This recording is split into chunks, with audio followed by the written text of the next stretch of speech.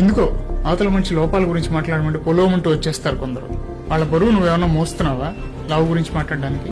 వాళ్ళ రంగు నువ్వేమన్నా మార్చగలవా కలర్ గురించి మాట్లాడడానికి? వాళ్ళ హైట్ నువ్వేమన్నా పెంచగలవా పొట్టి పొడుగుల గురించి మాట్లాడడానికి? వాళ్ళ కష్టాలు నువ్వేమన్నా తీరుస్తున్నావా వాళ్ళ ఆదాయాల గురించి మాట్లాడడానికి?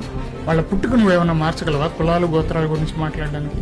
కాదు, నీకు వాళ్ళ గురించి ఏం తెలుసని, ఎంతవరకు తెలుసని ఇంత మాట్లాడుతున్నావు, ఇంత జడ్జిమెంట్లు పాస్ చేస్తున్నావు? ఒకసారి నువ్వు ఎప్పుడైనా అద్దం ముందుకు పోయావా? చూసుకున్నావా? నీలో ఏం లోపాలు లేవా కదా? మన దగ్గర అన్ని పెట్టుకుని పక్కన వాళ్ళ లోపాల గురించి అవసరం ఉంటుందా?